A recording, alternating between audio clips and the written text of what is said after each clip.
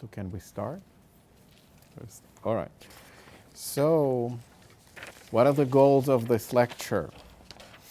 So I would like to give you a general overview of suicidal behaviors and specifically suicidal behaviors in borderline personality disorder. We're also going to talk about some research findings. So I'm hoping that you will be completely up to date.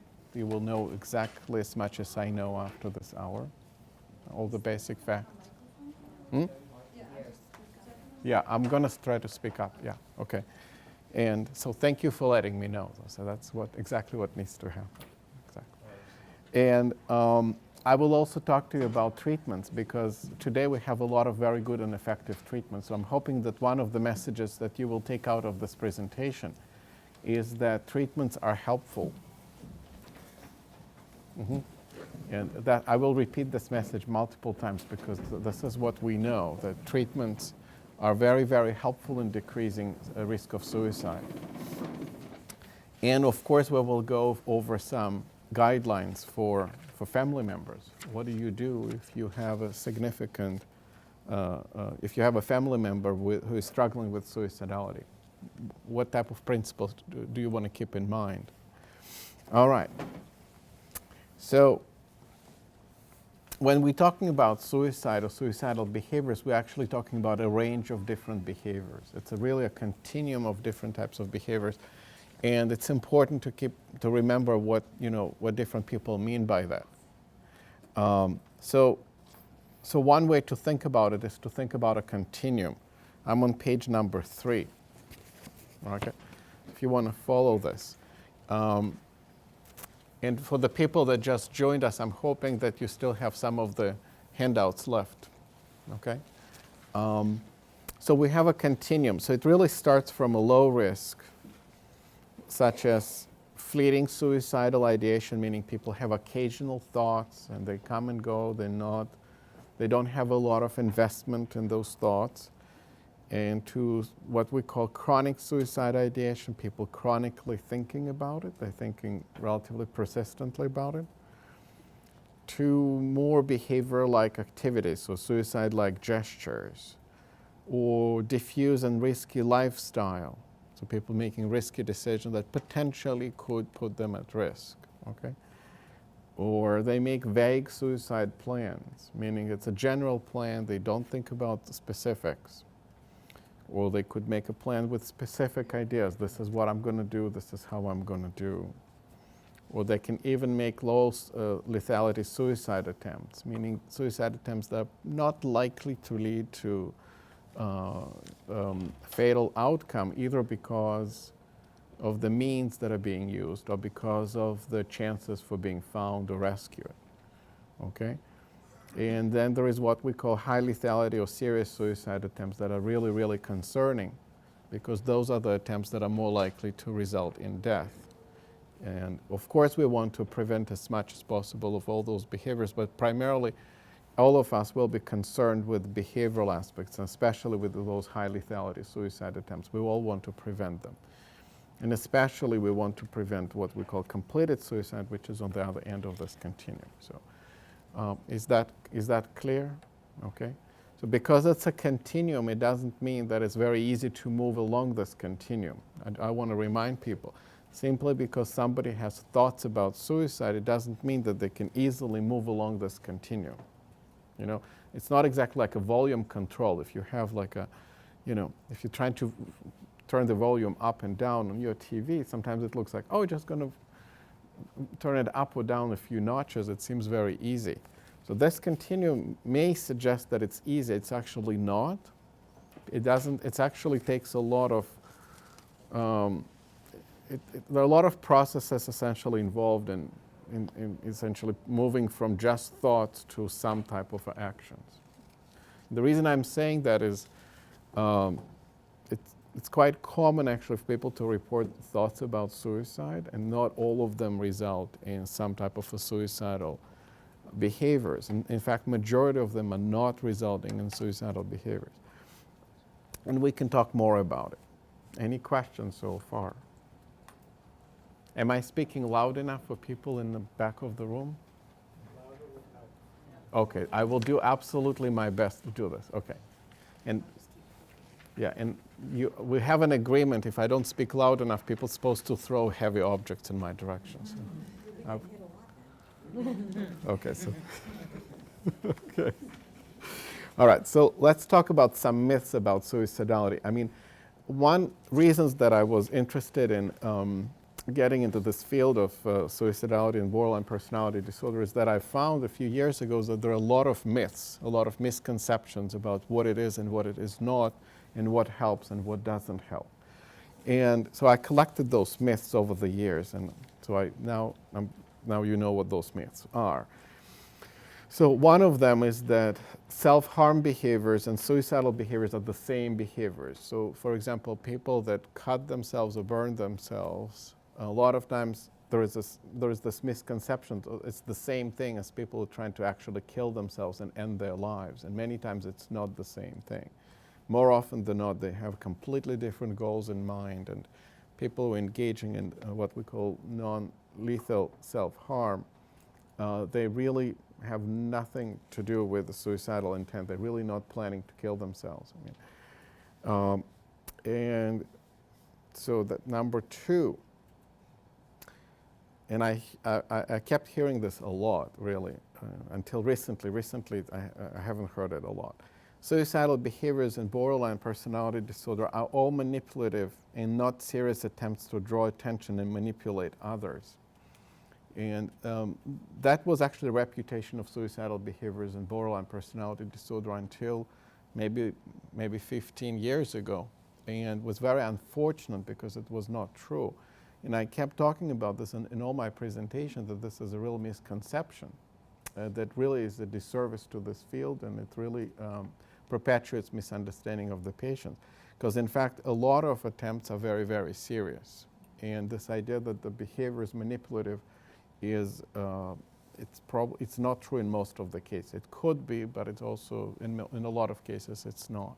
And we'll talk about it. The other misconception that I've heard is that only very young or younger patients are suicidal, and when they get older, they grow out of it. I don't know if any of you have heard that. I've heard it before. But what we do know that it's just simply not true. People continue to have some type of a risk.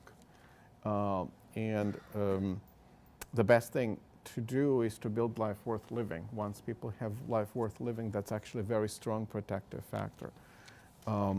But if they don't, it doesn't mean that the risk diminishes completely over time. Oh, this is another one. Since suicide attempts are precipitated by interpersonal events, suicide and rescue from suicide are always the responsibility of other people, meaning that the person who is suicidal, they cannot do anything about it, but other people should. And that's also not true. Have you heard that before? It's not true. The other one is that all suicidal behaviors are the same. It's also not true. I'll give you examples how it's not the same. The other one is, since instability is one of the characteristics of borderline personality disorder, there is no way to predict suicidal crisis and BPD.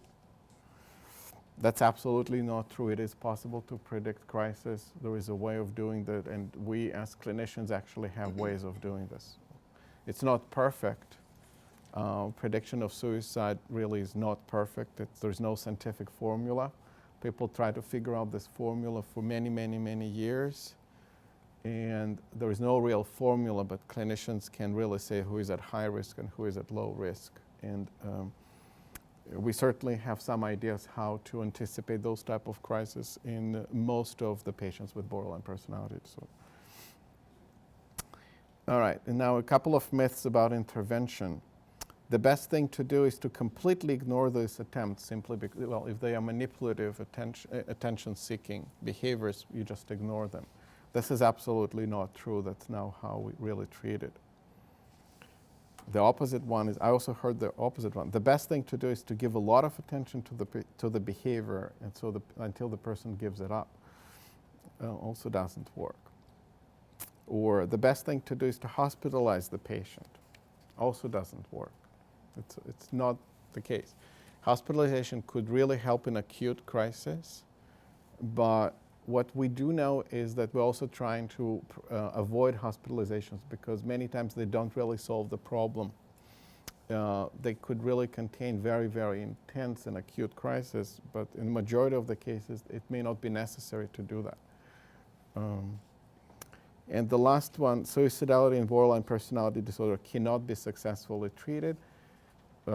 That's absolutely not true. We have multiple reports that there are actually very successful psychotherapists, not one, multiple different psychotherapists, and I can give you names of them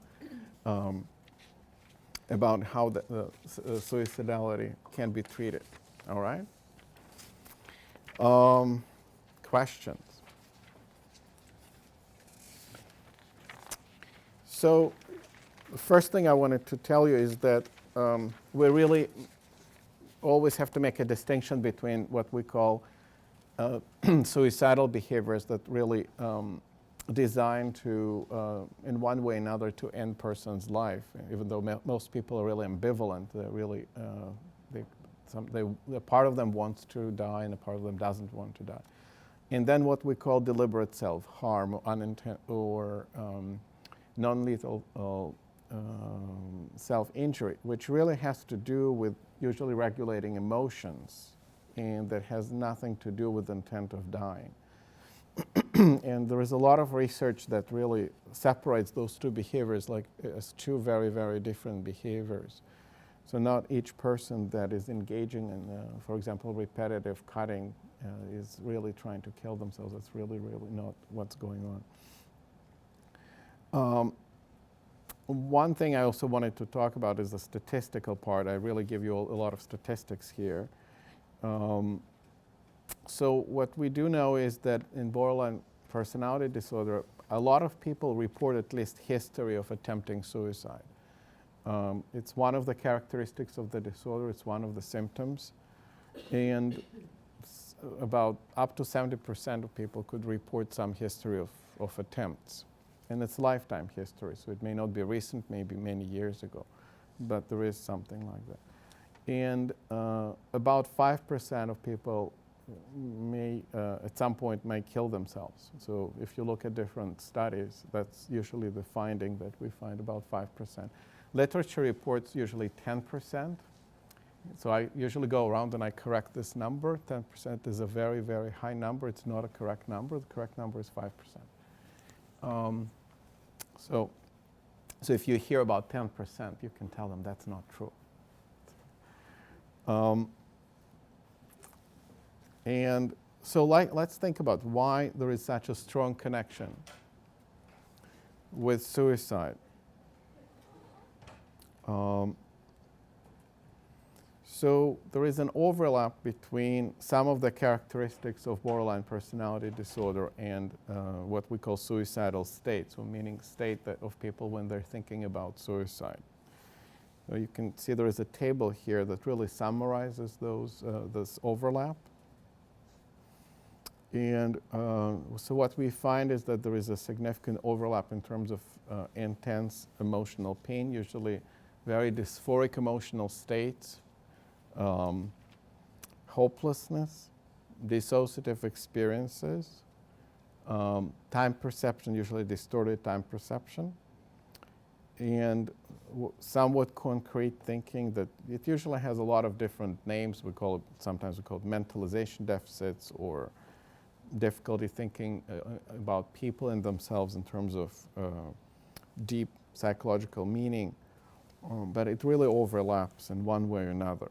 And then there is an overlap in terms of affective instability, impulsivity, and sense of self. There is a more diffuse sense of self. So what it means is that any of those characteristics could potentially contribute to the crisis. So that's basically how we think about it. So, but it also gives you a lot of ways to intervene. So as a clinicians, we know, for example, that we can intervene on any of those levels, and that usually can help with decreasing the risk. Okay. Now, when we think about crisis, so simply because people have those characteristics, it doesn't necessarily mean that they're in suicidal crisis, and that's important to remember. To be in suicidal crisis, they also need to have a plan. So usually what we see around those crises is that there is a disruption of important attachments, such as loss or important conflict. And then we observe usually a significant worsening of depression, worsening of daily functioning, and then there is an increase in substance use. So there's a sudden increase in substance use. We usually get alarmed as clinicians and we say, oh, we have to do something about it. But again, not all people that demonstrate those characteristics will become suicidal, so it's important to remember. Okay. And so there is a long list of factors that we have. And the reason I'm giving you this is that this is really a type of a knowledge that we use as clinicians to assess risk and to help clients to decrease that risk, because we usually work on decreasing those risk factors. Okay? So some of the risk factors are emotional anguish or desperation, dissociation, recent interpersonal stress usually, mood disorder or PTSD, substance use disorder, and different symptoms of borderline personality disorder could increase the risk. And then we also have different psychological traits such as perfectionism, avoidance, and or different antisocial traits. And all those characteristics can really change in psychotherapy, by the way. So this is really important to tell you, that those are not just static factors, those are factors that are very changeable and they really respond to psychotherapy. All right, any questions? Now, one thing that I wanted to tell people is that there are different types of suicidal behaviors that we really consider, and that's important because some of them may be relatively high risk and some of them are not. So there is a range. And so there is such a thing as suicidal threats, when people are threatening and using sort of a suicide as means of negotiation. It's a very forceful way of negotiating things, but some people do it. That would be one. Some people try to resolve different interpersonal problems through suicide. And other people are sort of playing Russian roulette with this idea of death. They engaging in a lot of risky behaviors, and they're not sure if they want to stay alive or if they want to die. And they engage in all those behaviors just saying, well, let's see what's going to happen.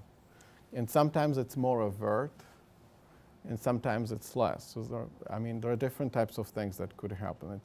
Some people would skip important medications. So for example, I don't know, somebody is suffering from a medical condition that if you skip medication, let's say it's a heart condition, if you skip certain medications, it could really aggravate the heart condition. But if you skip it a few times, it doesn't necessarily precipitate any of the dangerous heart events that we're all worried about. So some people say, well, let's see what's going to happen if I'm going to skip those medications for a while. And so they play with this idea. And some people are more overt about it. So we as clinicians usually have to really talk to people about it in a more explicit way. Is that what's going on? Are they doing this with an intent to see the outcome and kill themselves, or it's organizational issues, or could be some other problems? And then what we call, the other thing is that we call serious and non-lethal suicide attempts. When people are more serious about that, they usually plan them, a lot of times secretly, and that's something that we also have to be mindful of. And then sometimes people share what's called chronic suicide ideation, meaning that they think a lot about suicide, but they don't really act on this. So they keep thinking about it and keep thinking about it and keep thinking about it, but there is really no action involved in this.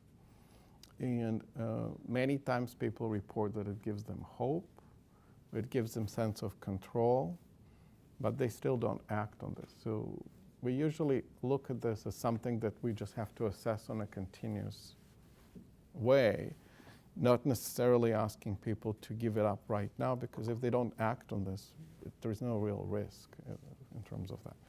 But if they start developing plans, we usually think about, how to really help them to, to give it up. All right. So now let's talk about treatment. That's a little bit more hopeful subject to discuss. All right. So the good news is that there are a lot of psychotherapies today for borderline personality disorder.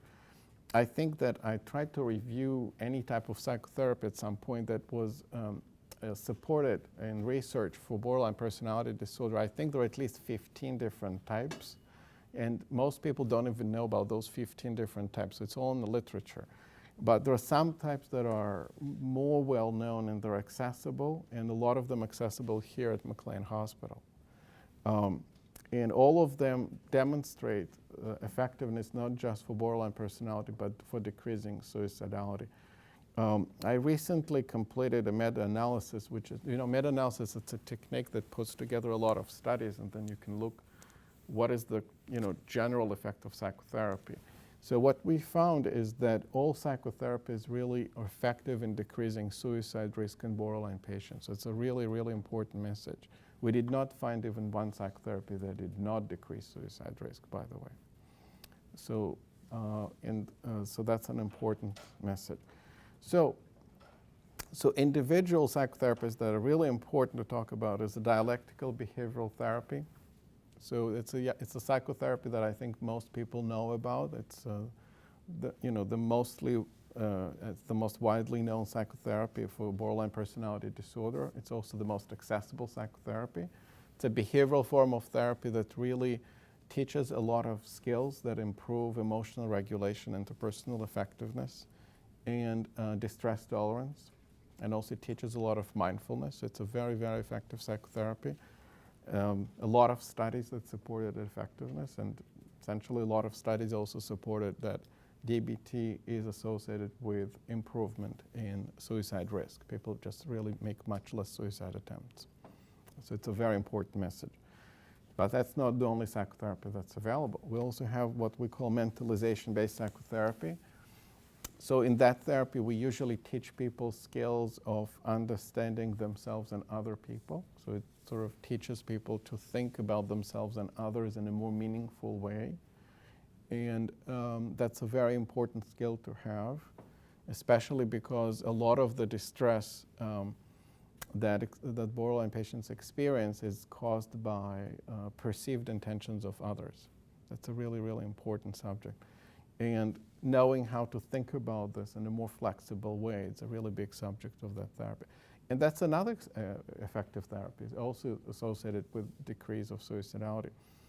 We also have what's called transference-focused psychotherapy. We're probably going to start offering that in a more systematic way here, probably in a year. It's been developed in New York.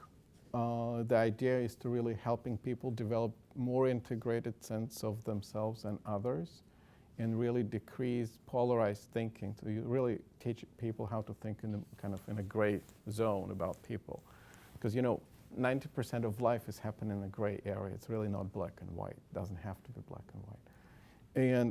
And that's one of the skills that we develop when we grow up. And that's a major thing that this really therapy teaches people. And they had a couple of studies that also reported decrease in risk of suicide. That's important. We also have schema-focused psychotherapy. It's a form of cognitive therapy that really helps people change schema, really. What schema is, it's a really more generalized concept of themselves and other people. And it's a very sort of cognitive and behaviorally based therapy that helps people change perceptions of themselves and other people. It also was found very effective in decreasing suicide risk. And then we have generalized psychiatric management that was developed by John Gunderson. Everybody knows John Gunderson? Okay. So basically that's the therapy developed here. And it's available not just here, it's also available in other parts of the country. And all of us are really good about delivering this? Yes? I hope so. And it's also associated with the decrease. of suicidality. And then also regular cognitive psychotherapy could be associated with this. So some people would say, to what extent all those therapies are necessary. So we believe that specialized treatment is really important. But if somebody is delivering good cognitive behavioral therapy that's taking into account what suicidality is, and with a therapist who understands borderline personality disorder, they can also do that. So there was a study about effectiveness of cognitive behavioral psychotherapy. So, what we usually find is that when those therapies go well, we usually find that the risk of suicide decreases in the first few months. It's hard to say how many months, but we usually see that there is a decrease within the first 3 to 6 months. That's a consistent finding.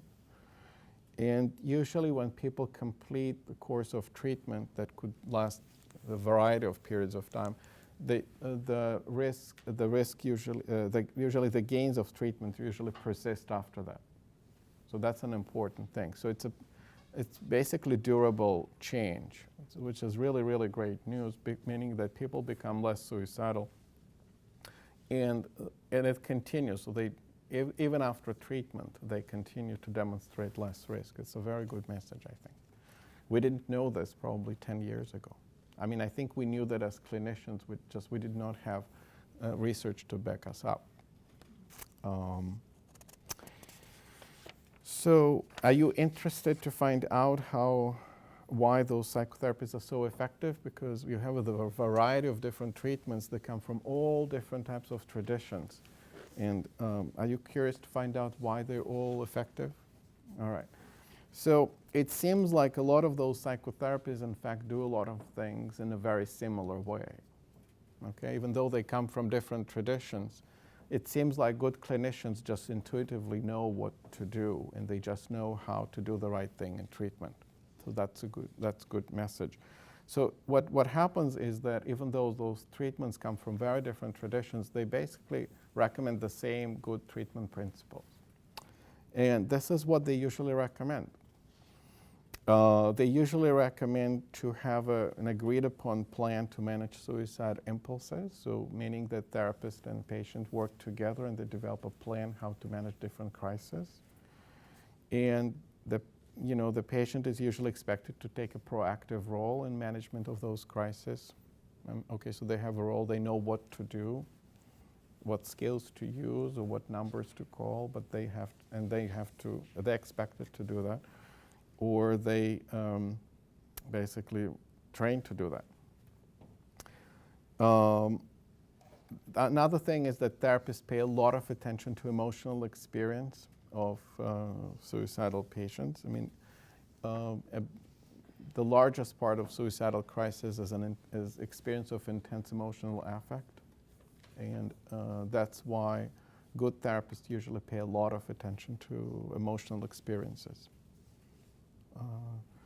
So that's really critical. The other piece is that therapists also pay a lot of attention to the relationship with the client, because if there is a stable, reliable relationship, it could really help to promote psychotherapy. And when the relationship is not stable, it creates just another burden essentially on the client. And then we also know that therapist takes an active and collaborative role in guiding patients through therapy. So we're usually talking about proactive therapists. Passive therapists are not very likely to be successful in that.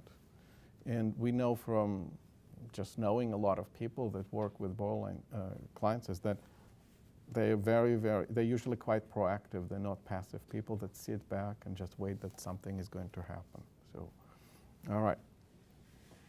Another thing that's really important is that therapists really does a lot of exploratory work and ask people to do what we call chain analysis or behavioral analysis.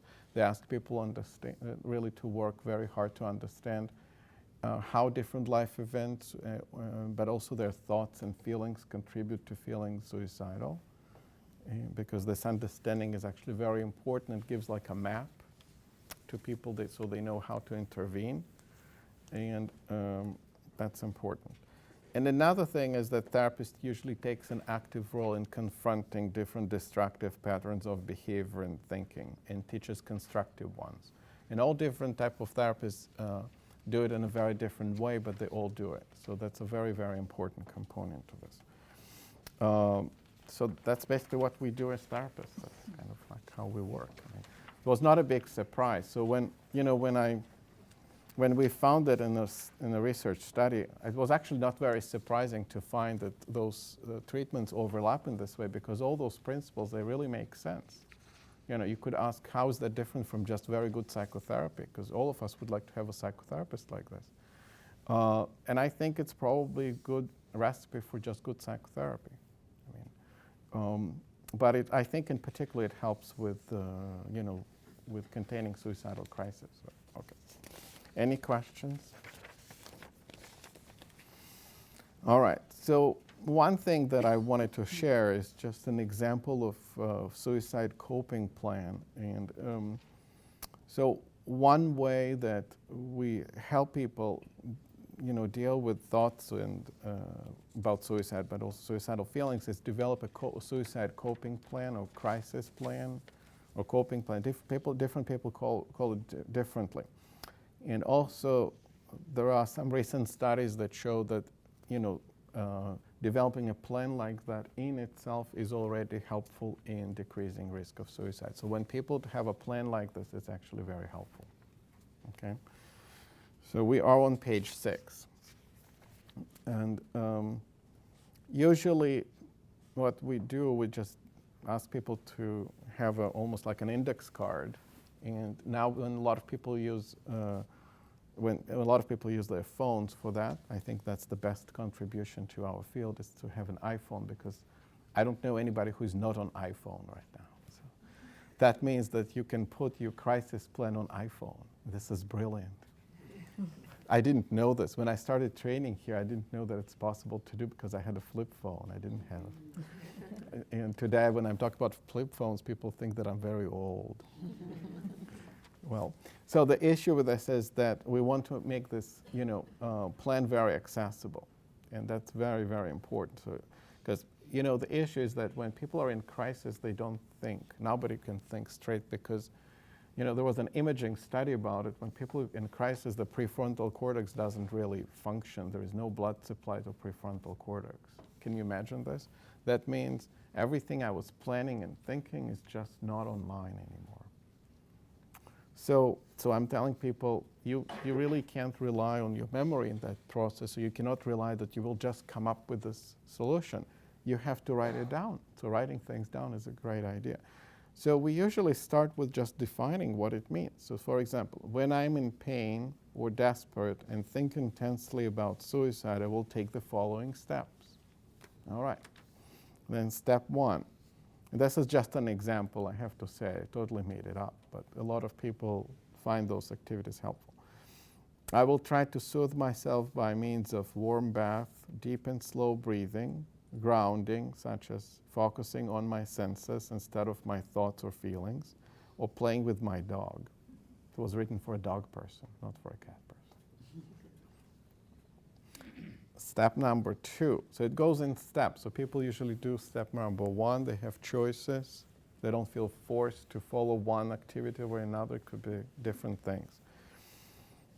Next, step 2. I will try to label my emotions and write down what I feel and think without criticizing them. I will remind myself that. And then usually people write down different statements that help them deal with negative thoughts. Okay, it's usually a good idea to write it in advance. Do you know why? Because our negative thoughts are always the same. When I ask people sometimes to keep a journal of negative thoughts, do you know what they tell me? It's not very creative. It's usually like variation on the same theme. And do you know what it means? You can anticipate what you're going to think. And that means you can anticipate it also with a plan of how you're going to challenge it. Okay, because negative thoughts are not very inventive that way. It's kind of the same thing over and over and over.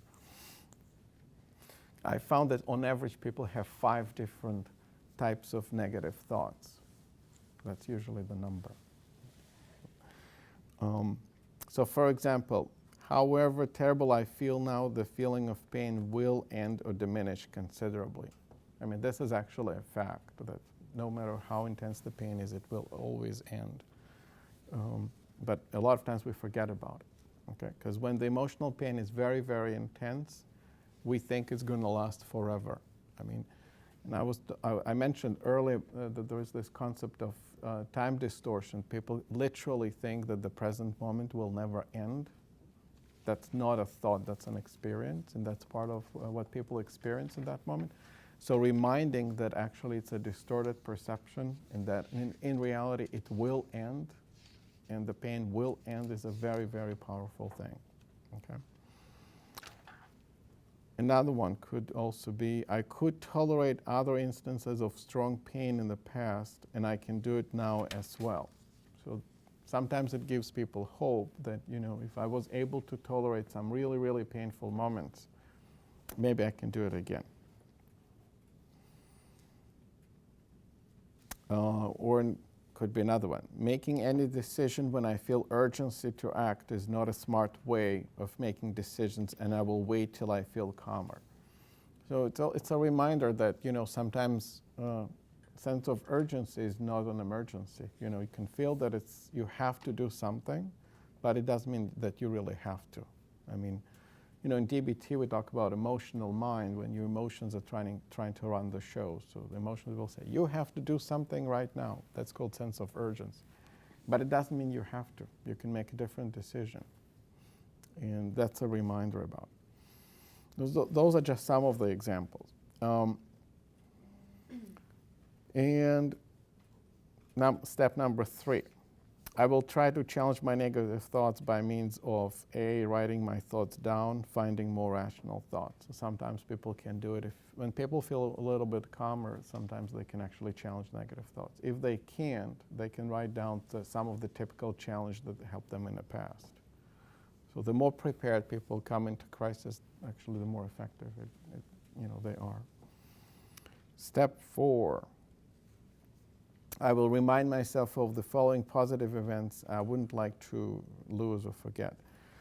So one of the issues that we're trying to help people with is remembering positive events in the middle of crisis, because most people don't remember good things when they're in the middle of crisis. It's a memory bias, and so it's called state-dependent or mood-dependent memory. Meaning that when I feel sad, I'm more likely to remember sad events. I'm not likely to remember happy events. And that means that if somebody reminds me about it, that's actually going to give me some perspective about it. Anything could work. You could do that. I'm planning this and such event. I really would like to be able to get to that point. So that could work too. Yeah. Those are just examples of strategies. It's not. It's just an example. It's really not a rigidly developed plan. Okay. So step 5 is reaching out to other people, and a big part of what we're helping people with is reaching out to other people if it's possible, because a lot of times people don't feel like it is possible. So when somebody's very suicidal, a lot of times they don't feel like it's possible to reach out to anybody. So we ask people to generate some phone numbers. One of the challenges here is that a lot of times people generate phone numbers, but then those people are not available on the phone. And so that's why it's somewhat unreliable step. But there are different strategies. You can call one person, then call them again. You can text them.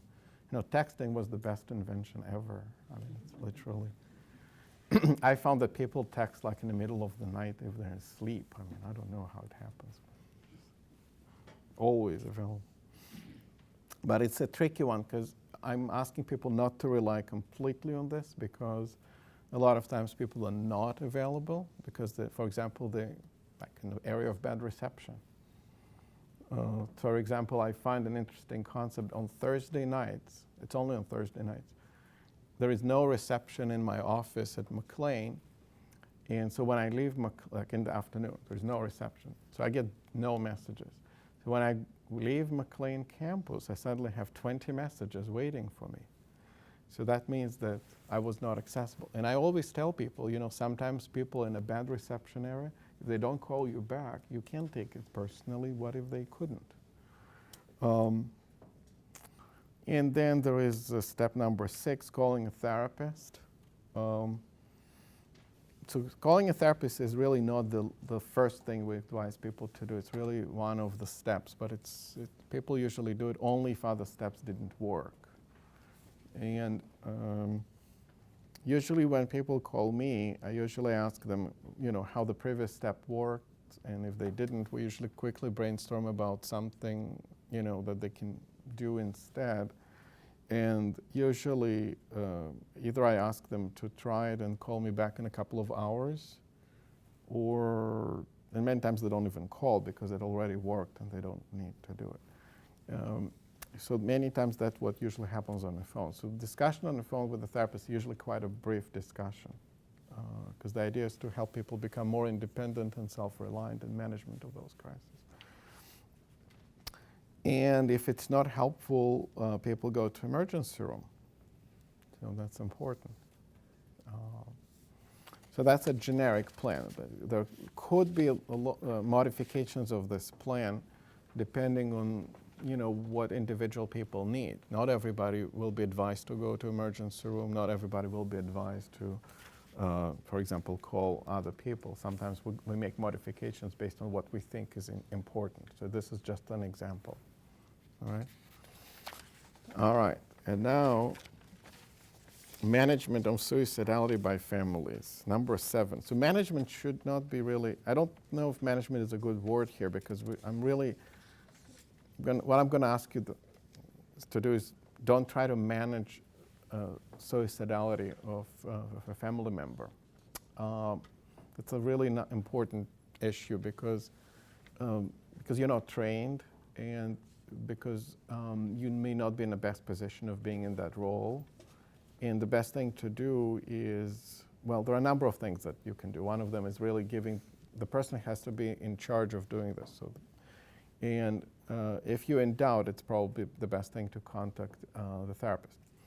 So what we usually think is management of suicidality is a responsibility of the client, not the family, okay?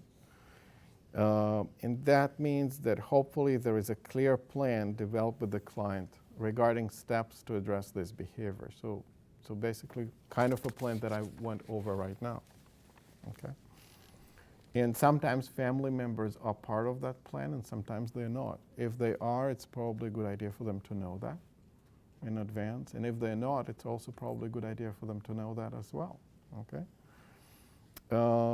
So from that perspective, the client should be encouraged to follow that plan, because that's the plan they develop with the therapist, and there is a reason that this plan is in place, and that there is a reason that therapists believe that this plan is going to be working. And many times when the person is following the crisis plan, the crisis subsides, and the life goes on, and and everything seems to be fine. And if the crisis does not subside, then it's a good idea to encourage the person to contact the clinician. So then they should call the therapist. And if there is an apparent reason to believe that the person is at a very, very high risk, so for example, the person is making actual suicide preparations, for example, openly discussing what they're going to do and how they're going to do it, or they seemingly making an attempt. I mean, you think they're going to start doing it right now, then you should call 911. It should be really clear. And page the therapist. So if you can call the therapist and call 911, usually better call 911 first than page the therapist. And if you're really in doubt, you could page the therapist. But the idea is that don't try to assume responsibility for management that on your own.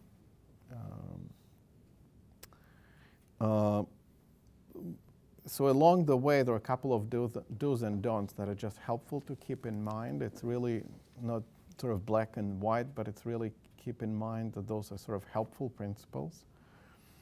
So in terms of do's, provide validation and support. So validation is a really important thing. It's extraordinarily hard to do because, when you're really worried about somebody and it's so hard to validate, the first thing you want to do is do something. You want to do something. You don't want to validate because you want to solve the problem. And that may be important, but that's also important to validate just in terms of saying, I know how hard it is for you. I know that you're in a lot of pain, but I also know that maybe you can cope. So you have to figure out what will be validating. So just simple statements about how people feel sometimes is the most validating thing. So I usually advocate validation that is a really brief statement, like a really short statement, not long statements. Okay. Suggest use of crisis plans, suggest contacting therapist or calling 911 if it gets to that point that they need to call 911. Or some people may need to go to self-help meeting if they need to do that, if there are substances involved. Because sometimes what does happen is that people start using substances or relapse on substances. So then going to self-help meeting becomes really an important resource. Because then they get support that helps them not use or at least decrease their use. And it introduces a delay. And delay is the most important thing here because what we do know is when people can wait a little bit, they don't really want to act on suicidal impulses anymore. It really works like this. Even when people delay it for 20 minutes, they may not really want to act on this anymore. There was, I don't know if you know about this, but when they introduced this intervention in San Francisco at Golden Bridge, because there were a lot of attempts made there. And so they put fences. And the concern was that people will say, well, this bridge, we can't jump from this bridge, we're going to go to the next bridge. Do you think it happened? It never happened. So there was something about the bridge that a lot of people wanted to jump from that bridge. So meaning that when they were driving off, they already changed their mind. So that really, the concept of delay is really, really important. Sometimes even 10, 15, or 20 minutes could really, really change everything. And then, now 3, be clear about your limits and consequences of engaging in the target behavior. So for example, the level of worry about your safety is so hard to tolerate. I would feel reassured if you made steps to get help and stay safe. So sometimes it's a good idea to say that. I mean, I say those type of things to people. I mean, I tell people, if they can call me in the middle of the night, let's say I was working with a client and he said, well, I didn't want to call you in the middle of the night. I didn't want to bother you. I said, it's actually bothering me more because then I don't know what radio silence means. Because now, when you're not calling me, I can't tell whether things are really going fine, what I want to think when the radio silence is, or you're really struggling and you're just too uncomfortable bothering me. So now it's going to worry me because I don't want this radio silence. So we agreed that he will call me every time. All right. Now, couple of things that don't really work, like managing risk on your own, and that usually that's just not helpful. Trying to make an assessment of risk, that's not helpful. I mean, it usually requires specialized training, and it's just not a good idea to do it.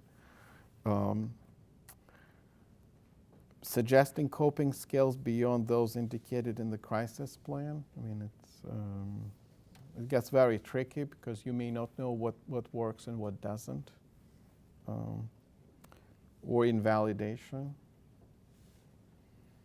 nagging or pleading, blame or criticize. I found that those things are just really good for life. I really don't want to do it with anybody like that. Get angry or threaten. I mean, nobody wants to do it intentionally, but sometimes it happens because people get stressed out, so they start threatening or get angry or start blaming because they think it's somehow going to help. Or acting like you're a helpless victim or using guilt tripping. It doesn't work. Dwelling on past instances of suicidality or making negative predictions. I mean, that just doesn't help. It may seem very obvious, this list, why not to do it, but the reality is that when we're all very distressed, it's it becomes so easy to act in such a way. There is no assumption like this ever. But, the issue here is that sometimes we ask people to practice plan and see what it's like to talk to that friend. And we also ask people who is that friend and what it's like to talk to this friend in crisis. I mean, of course, it's possible people respond in this way. It's not perfect. It's not a perfect environment. So we can't prevent it from happening 100%. But we usually make an assessment. So there are friends that can potentially help and then friends that potentially cannot. So mood disorders is the #1 comorbid disorder with borderline personality disorder. Majority of people with borderline personality disorder at least endure some history of depression or depressive symptoms, what we call dysthymia. Dysthymia is a sort of a minor form of depression that is sort of people persistently feel low and hopeless and worthless and struggle with self-esteem. And so many years ago, people believed that, that borderline personality disorder is sort of a form of mood disorder. We don't think it is. We think they overlap. Those are two different conditions. And a couple of things that we do know is that mood disorder and borderline personality disorder really responds well to treatment of borderline personality disorder. So to address mood disorder, we really have to address borderline personality disorder. If we just address mood disorder, it's not as effective for mood disorder, and borderline personality disorder doesn't really improve. But if you address borderline personality disorder, both improve. It's a really interesting concept. And usually it responds well to therapy. So medication usually helps to take the edge off, but it's not a primary treatment for that. So if it's prescribed, it's important to take medications. But psychotherapy becomes the key part in management of both. The issue with this is that mood disorder is a painful condition. People go through enormous emotional pain. So we do want to help with this. So we do offer treatments that help people manage different symptoms of mood disorder, with the hope that once the treatment for borderline personality disorder makes enough progress, the mood symptoms will improve as well. So that's a general answer. Of course, there are more individual trajectories in terms of treatment.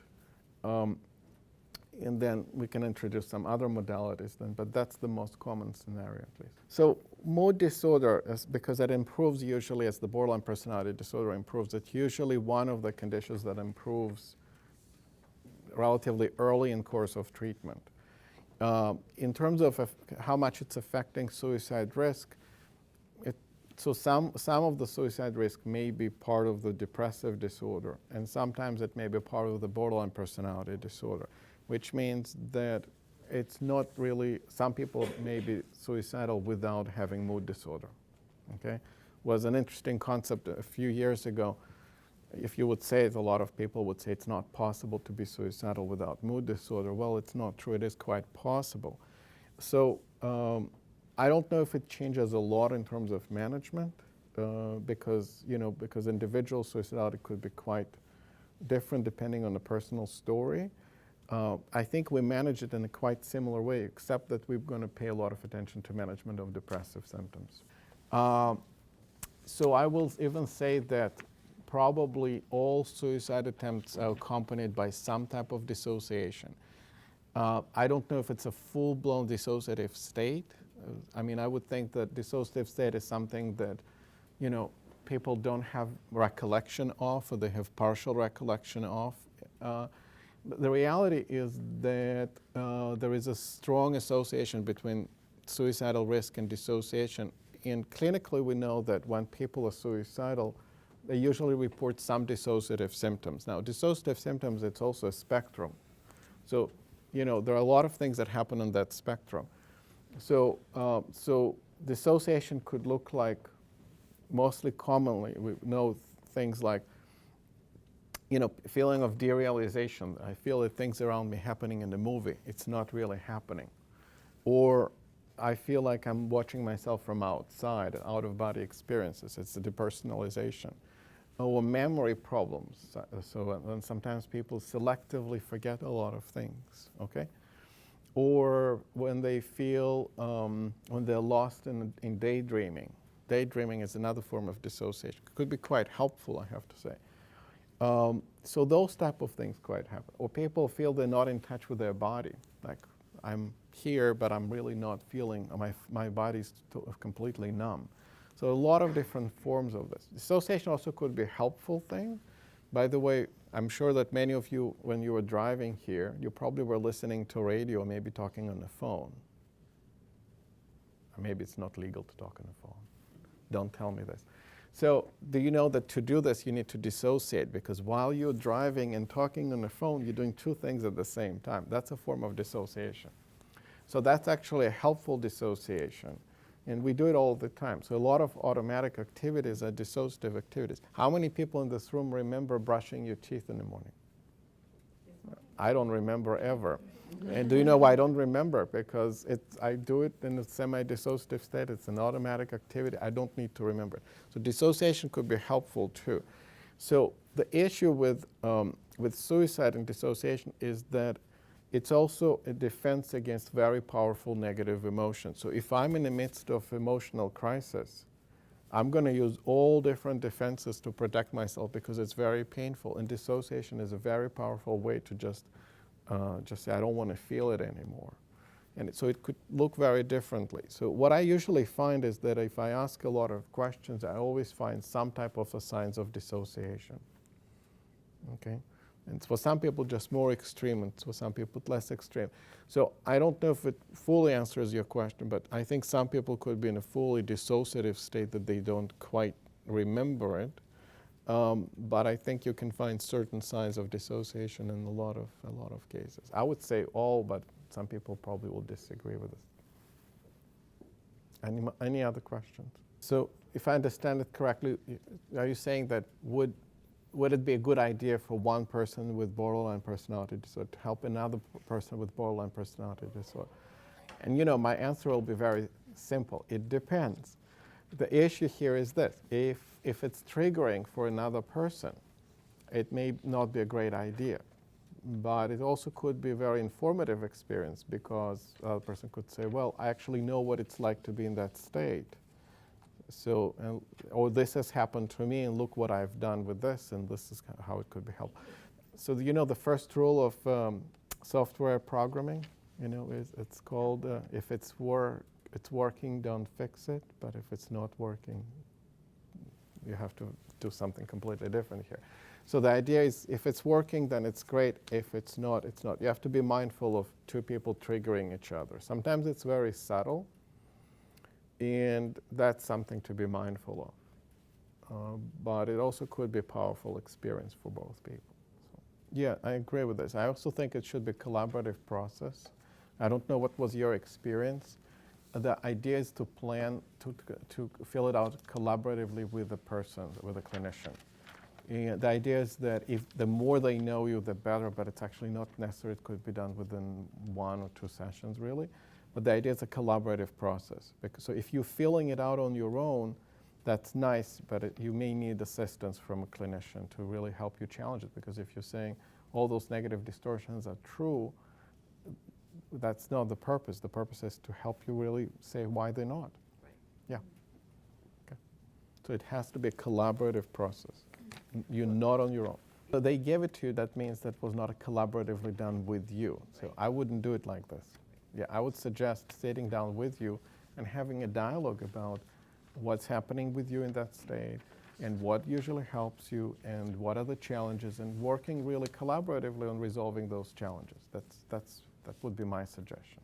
So when they did the research about it, there was a done research study about it, that's how they usually do it. They do collaborative crisis planning. They even called it collaborative crisis planning.